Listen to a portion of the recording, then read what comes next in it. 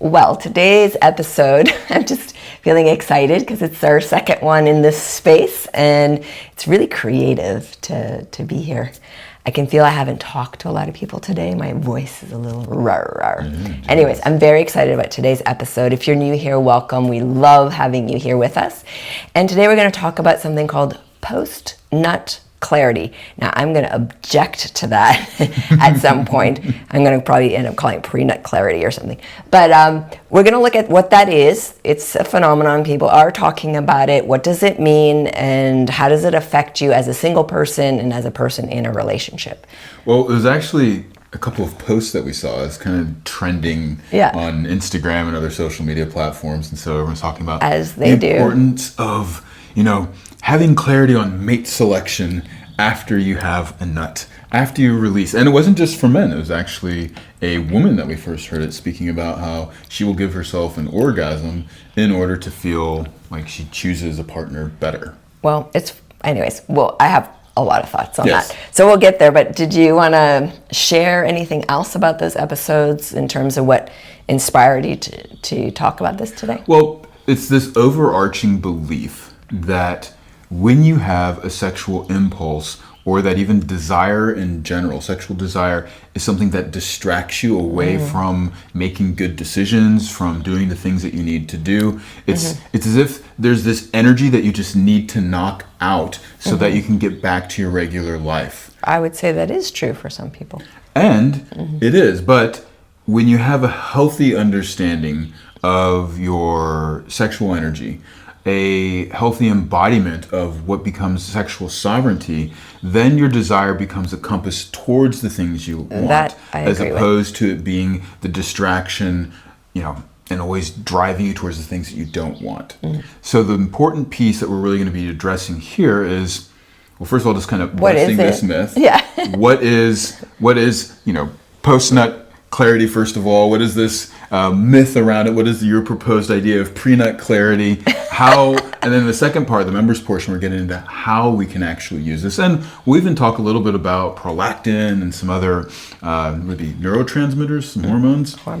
Some hormones that affect, because this doesn't just have to do with mate selection, it also affects the dynamics inside your relationship and just having a better understanding of the way that you have an orgasm and when you're doing this on your own with your partner and the implications that arise from it. It's a really big difference. So I think we should explore, yes, for a lot of people who don't have any connection to their eroticism and really understand what is this current that's moving through me and it's motivating me to do something. Oh, I need to just do that in this instant, immediately, and the impact of that impulsiveness and how it tends to lend toward either bad decisions or regret or shame or, a lot of things can come from. And I would even say, ultimately, how do you start to build a sexual charge that adds to your life, as opposed to the only way that you can deal with a sexual charge is just to dissipate it? Correct. So when I was teaching a lot of workshops and I started to also work with men, this was one of the topics that would come up a lot. And I'm like, why are you in such a rush to dissipate this feeling? What about this feeling is so agitating?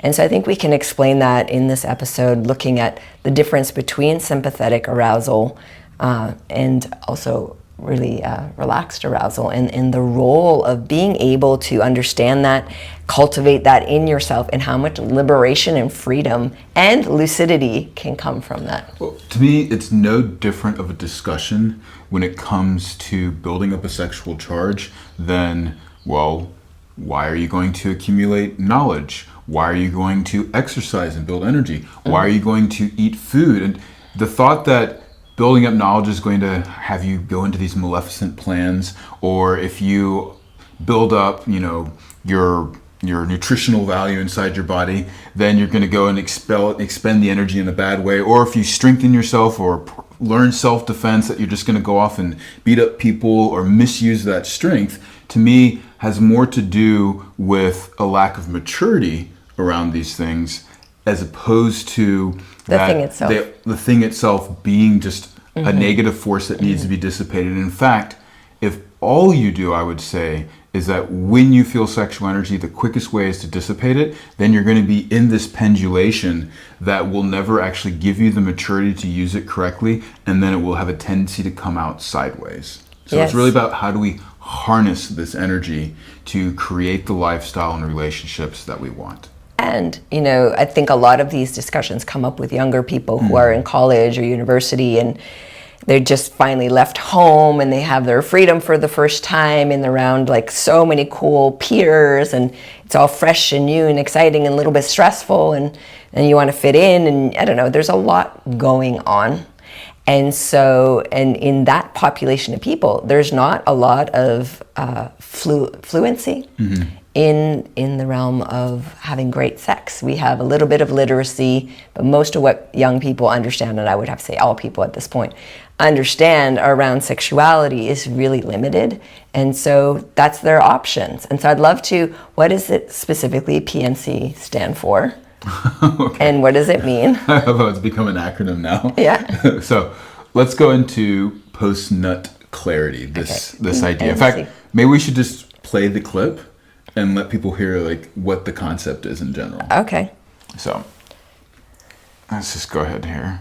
So this is an interviewer that is actually talking about what post-nut clarity is for herself.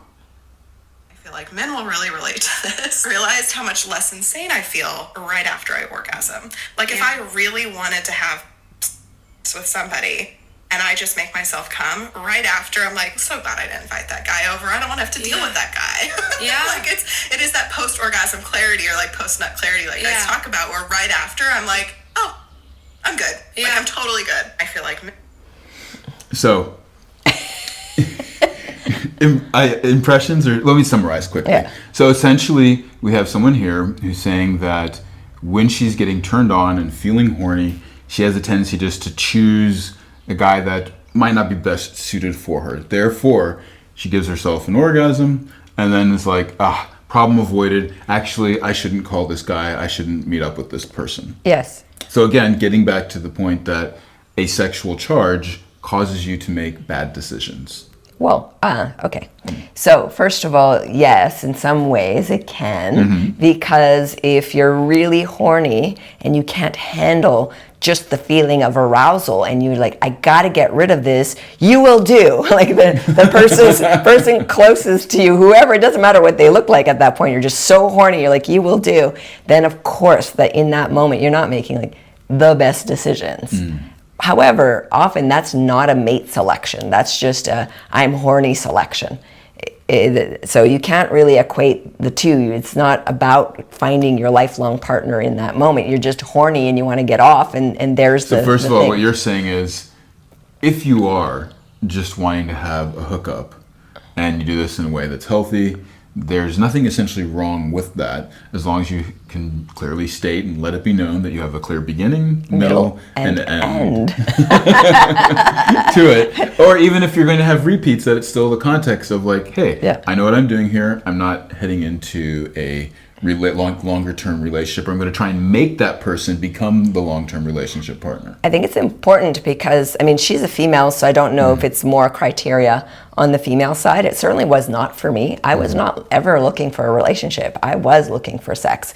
So I did have those surges of like, and I'm like, ooh, and like, I had those experiences. And as I became more socialized and started to understand social dynamics more and my own body a little bit more, this is pre-jade egg time, I started to see like, if I didn't go right away with that person and then he was in my community and I got to know him, I'm like, oh, thank God I didn't have sex with that guy. But I hadn't given myself an orgasm. I was just taking a pause and like, okay, maybe I'll just go home and play with myself, but I'm not going to make that decision. But it wasn't a post-nut clarity. It was just having had enough experience going, yeah, I'm not sure, like right now, because I am very horny, but I think I'll pass tonight versus not passing. So there was an ability then to keep the sexual charge. Yeah. And why would you do that? Keep the sexual charge and still make a good decision. Yeah. Either I'm glad that I chose this one just for tonight, Yeah. or just for longer, Yeah. or that I just decided not to. Yeah. So how did that start to, well, not how did it happen, but like, I think did that it was start to happen it was at one point? it was experience. However, where it really became super clear was when I started to use the jade egg. And that's because the very first times I started using it, I had this profound experience of, oh, wait a minute, that's that feeling that the horniness is driving me toward, and I just got it on my own, alone. That's weird. I like it. And so then I would wear it almost like a soother, because my pussy was very hungry. She was like, I'll take that one, and I'll take that one, and I'll take that one. I'm like, hey, we're not doing that. All in one day? Yeah, she didn't care. She's like, I'm hungry, feed me. So having the jade egg inside would just give her something to like help move whatever that intensity, the energy, she needed something to squeeze and move around. And so that felt, in my body, like I wasn't avoiding having the desire. I wasn't avoiding my turn on, I was addressing it. But at the same time, it was allowing me to, as I was turned on and owning my desire, I didn't choose always what was available. And I would kind of feel like, you're not quite good enough for me now. I don't know, there was a whole shift of discernment, of energetics, of attitude, of like, this person's gonna be a bit of trouble because they, So it was really interesting. I became more lucid in grounding myself in my arousal versus dissipating it. And I believe that is such an important factor, is what you're mentioning, is your own self-practice. And you have that even before the jade egg. Yes. And the ability to be able to meet oneself so profoundly, it sets a standard that then others need to meet. And therefore then your desire, of which you've already set a high standard on, of how that should be met, Yes. will be then met by the other person. In fact, I will typically ask someone who's choosing, like, I keep choosing the same partners, they do this thing, they don't really care about me, they just come quickly, they just try and get it over with. And I will typically ask, like, well, tell me about your own self-pleasuring. They're like, oh, it's just something I do to get it over with at the night. And I'm like, you're choosing guys That or behave girls like you. that behave exactly like you do to yourself. And this is what What you're does that calling say it. about you and me? So that's part of then the sexual maturation process. And if you don't address this at some point in your life, or if you don't address it when you're young, or whenever it is, it will continue with you. So the next thing that I think that she's also speaking about is this.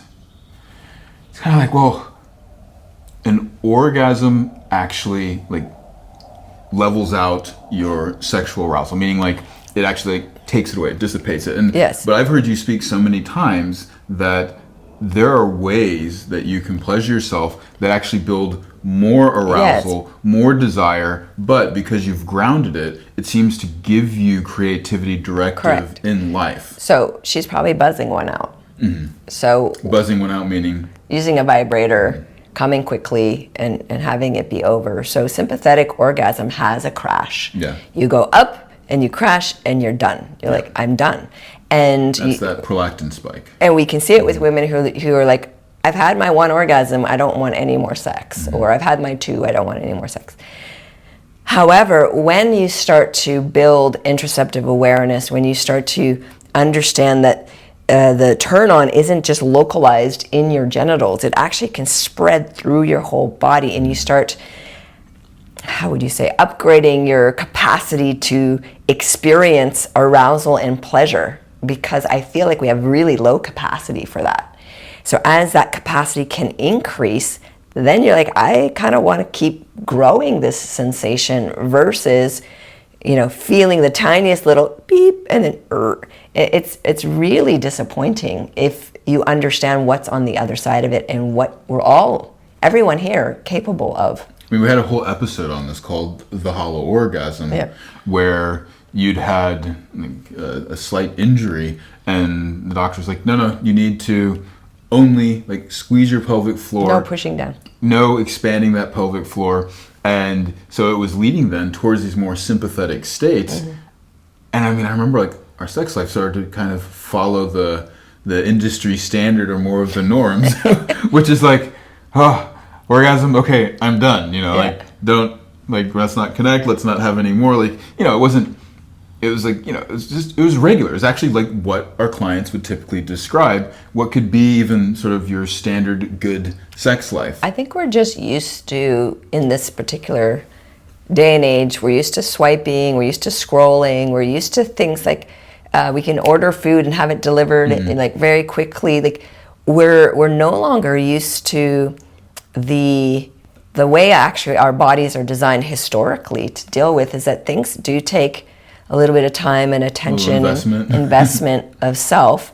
And when you do that, like whether you're gathering berries or whatever it might be, ordering Mickey D's. Yeah, there's something else that changes in the body, and you become, it's almost like sex isn't this thing that happens like this little spiked event way over here. Sexuality is just becomes an inherent everyday part of your flow. And so self-pleasuring for me just got interwoven with, like, if there was a period of time where I was helping lead a dive store and a martial arts school, and I was doing body work and like massage and like all kinds of things. And I always found a time wherever I could be to touch myself and say a little hello, even if I didn't take myself to orgasm. Just as a way, it was like a natural way of allowing this to not build to a point where it gets agitating. Well, I think I've heard you speak about it as a way to self-regulate, to maybe even, you know, to energize oneself, versus this, okay, I just need to flatline it. So that way then now I can like finally have peace. But I've seen this behavior outside of sex too. So I've seen people who suddenly get this idea, and the idea might be like this little popular thing that's floating around. They're like, I want that, and they obsess on it, and they obsess on it, and they finally, maybe it's like some kind of party that they have to go to, and they go, and then they're like, it was just kind of lame, and they took all my money, and then I didn't really or maybe they have the thing. They enjoy it the first time, but then it's diminishing returns, or they have to try and make it more and more But often it's almost instantaneous that the thing they thought that they really wanted is like, they go, and then there's a letdown. You see this a lot with binging on candies, or any kind of like sugars, or maybe even like the fast food industry, where you're just like, you crave it, you do it, too, and then you just like crash. In the psychedelic culture of people who are like, they go, you know, the Saturday night party, and they take whatever the things they take, and then they can go through 1-2 weeks of depression or being down, and like they're all dysregulated. Versus understanding that these felt states are constantly available to us if we actually just understand some simple ways of breathing and connecting and understanding ourselves. And so then we don't need all these extreme expressions. I mean, we can still have them if we want them, but it's not this where desire seems unreasonable and impulsive. Your desire is actually leading you towards something, but is it the true desire, or is it hijacked by all these weird things that your friends are saying or the media is saying? Yeah. Well, there's a second video. Okay. So to go ahead, it has a slightly different perspective. So this was, I don't remember the guy's name, pretty well-known podcaster, and he was interviewing Dr. Deborah So, did I pronounce her name? So this is what he was saying about his perspective on post-nut clarity. I think that you're anesthetizing yourself from your sort of mate-seeking behavior by being able to use porn.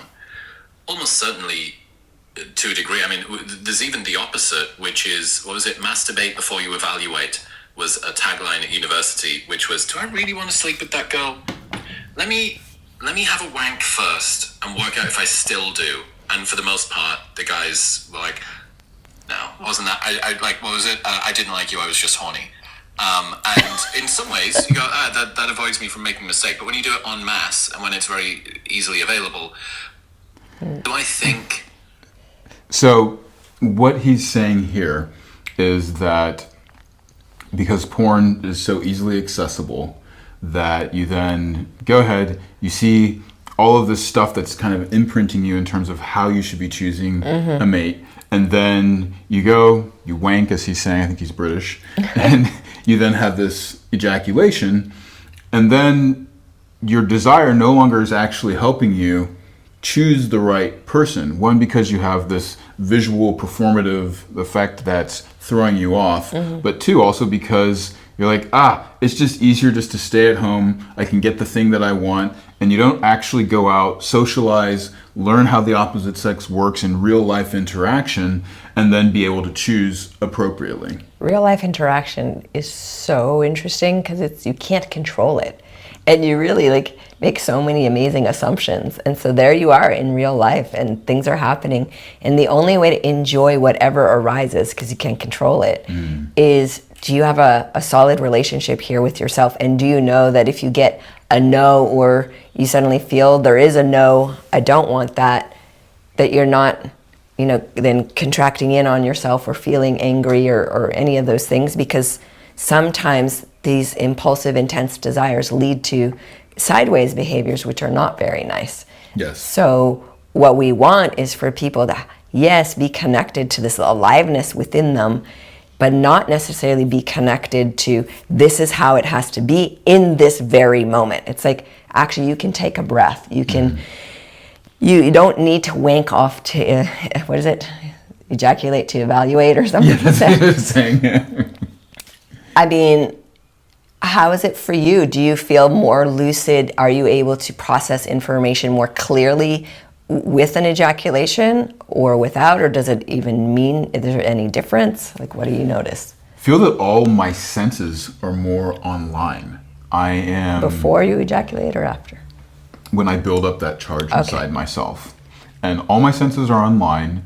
I feel that I have more information from which I am drawing my conclusions.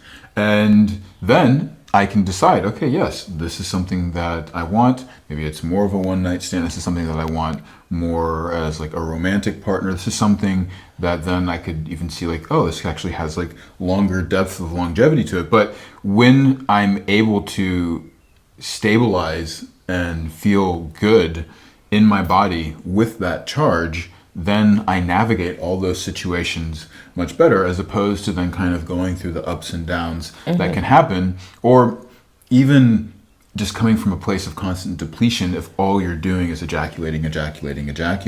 Yes. In fact, the cock itself has its own natural intelligence. When it's charged, it will direct you towards, okay, there's some kind of energy that's being shared here. It doesn't have to always lead towards sex, but it literally becomes a compass. And I think that is such an important bit of information that we psychologically as a society have trained ourselves like, no, hide the erection away. It's always a distraction. It doesn't lead you towards what you want. It's hormones that are out of control and you're going to get in trouble. And so, I mean, you had one client reach out to you because he was a teenage boy and he essentially was like, I am constantly getting erections. I feel embarrassed. I feel ashamed about it. What does that mean about myself? Yeah. And he was becoming socially dysfunctional around it. Yeah. And you quickly showed him the inhale push that we talk about, or inhale expand if you prefer that terminology. And he was able to regulate that erection and then also be able to trust it. Yes. Oh, here's the energy that's coming from it. I know how to interpret this. And if it is a situation that might be embarrassing for others or myself, I know that I can simply use the inhale push, get it to go down without then needing to lose that energy. Ooh. I'm curious what we're going to talk about in the second half. Well, before we get into the second half, I still want to go a little bit more into the why and how this relates to couples. Because if you train yourself to do this as a single person, as a young person, and then this continues throughout your life, when you get into a relationship, then the same thing ends up happening. You have a sexual experience, and it's going to be conditioned into you to have the most common sexual experience that you've had, which is typically with yourself, which is a very quick one. That does not lead to often the most satisfactory sex for either partner. Well, we did an episode on that, the long-term romance. But we really talk like, why do you want to build a charge between two bodies? The other thing I wanted to say around coupling or pairing up is if you have that much chemistry with someone where it's so intense, you're like, rah, and you choose, you're like, hey, I'm just gonna like kiss and smell, but I'm not gonna do anything else. I just wanna, play with this charge. I always tell people, if this is your person and you're going to be with them for the rest of your life, you can take a week, a month, or longer to get to know each other. You don't have to instantly jump into bed. So there's also that side of it where sometimes if it's meaningful to both people and they're feeling something very intense, it's like, yeah, but you can actually relax in that moment. Well, that brings up another behavior around where I typically will see, and it's normally with guys, that if they feel any sexual tension, they're like, okay, we need to have sex and eliminate the sexual tension. Whereas if you actually are used to building that sexual charge inside of yourself, then you can actually play with the sexual tension between yourself and another potential mate, which I've continually found women really respond highly to it. And it's not just women. I mean, if you can just play with sexual tension, whether you are a lesbian or a gay couple, or male to male couple, that tension can start to build, and you can use that in a way that's actually fun and playful, and also have alternate ways to allow that to be expressed. Maybe it's vocational arousal, and so then you drive it into the project that you're doing. But that's where you develop a sexual maturity around, if there is energy, because we are sexual beings, and that gets activated, it could be fueling something else that doesn't mean just go into sex. Yes. So I was saying, it just reminded me though of a time where I did slow things down, and later I actually was regretted. I'm like, that would have been a great one night stand, and and it was just more a timing, because when you travel, you sometimes never see a person again. Yeah. And so, anyways, what we're wanting to invoke in this episode, and why this is such an interesting topic, the post-nut clarity, is that and developing pre-nut clarity. Yeah, pre-nut clarity. Is just that we want your bedroom IQ to get raised. We want you to activate your erotic intelligence and start to use it everywhere in any situation, so that you are making choices that the next day you feel like, yeah, that was fantastic. I love that experience. I feel good about myself. You make better choices. You're also more energized in other aspects of life. And that third piece that I didn't talk about in terms of it's not just that you don't have longer lasting sex because you've mechanically trained yourself to not last. You also get to maintain heightened levels of desire for your partner. It typically happens when you go into the refractory period that you're like, okay, you disengage, prolactin shoots up, relatively dopamine goes down, adrenaline goes down, you're not as focused on your partner, and you're just like, okay, let's not engage. And I think any of you listening to this can probably recognize that within yourself, that it's oh, the second that you finish with the vibrator, you're like, put it away, I'm done, don't need any more interaction. Or a guy busts his nut and he's like, okay, doesn't want to make eye contact, doesn't want to talk. I've also heard when people who are not used to, say, watching porn and they see it, sometimes it just takes a few seconds and they kind of zap themselves out, and then they're flatlined and disinterested in sex for not just that day or the day after, but it could be weeks. And I think that's what happens a lot of times too, when you just give yourself this more refractory period of orgasm. Not that there's anything wrong with, not that that's always what happens, but normally if you've trained yourself to do this, it does seem to kind of have diminishing returns, and the quote-unquote negative effects seem to build up. So understanding that there are options, you can now intentionally choose how to use that knowledge in your relationship to actually build long-term romance, unbounded desire that just doesn't last for, the period of which the person seems new and interesting. Well, we both have parents that are still together, and they're still really in love, and they look at each other with curiosity, adoration, they have joy, they laugh. So that's the beauty of this, is that you start to really find the uniqueness of your partner in every single moment, and it's not just for a specific period of time, which is how we're told, every relationship goes that way. Later you have to focus on different things, like good conversation, the other stuff that you're doing externally, focus on the kids. But your partner's not going to really make you get turned on for the rest of your life. And that doesn't have to be that way. And we've interviewed so many amazing couples, and we can also testify ourselves as well as our parents that, hey, it does not have to be that way. No. However, if you are curious to start engaging more with your erotic intelligence, to build your capacity to actually feel arousal comfortably, where you're like, oh, I know that feeling, it's a good feeling, it's not an alarming feeling for me, that you can build your capacity to experience pleasure, your tolerance for joy and things that feel good actually goes up, then you definitely want to check out our foundation training. That's at the Embodied Love University, and that's free. You just need an email address, and then also these episodes are all on there as well, with so many other things. But we would love you to learn. We'd love you to grow. We'd love you to come back and do some comments and tell us what you think, because it's really incredible how we can shift the world and our experience of the world just by having a better understanding of our own nature and accepting that, oh my gosh, there is an erotic intelligence inside me and I can access it. Absolutely. And on the member section of this podcast, we're going to go into, well, how do you do this? As opposed to just why it's important, what the norm is. It's like, well, how do you start to build a sexual charge? What does that even mean? How do you start to generate that between each other and have it not be a distraction, but instead a driving force in your life, just like proper nutrition, proper education, proper exercise, and anything else that is the basics of life that are simply good for you when you know how to utilize them, or at least interact with them in a way that is beneficial. And then we also have an erotic insert, which I have no idea what this one will be. What this one's going to be on. But anyways, we always get I'm interested in you. I'm going to go masturbate so it doesn't happen. That's just weird. Or maybe you'll masturbate and come to me more interested, or maybe one has to have a nut and talk about, do we have more clarity or less clarity? I don't know. Anyways, we'll figure that one out. Yeah. And but anyways, that's part of the members side, where you'll get to listen in the audio of what we're doing and describing actually what we're experiencing. Amazing. In this second half, I don't just want to talk about building a charge, because we have discussed that quite a bit. We can go there.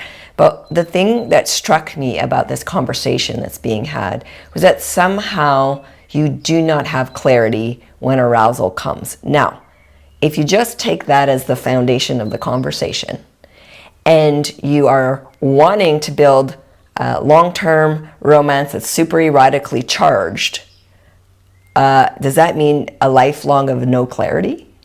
If you think about it. Okay, well, I guess that's the question we'll have to answer in the members section then. Let's continue this conversation in the explicit portion of the podcast. To do that, upgrade now.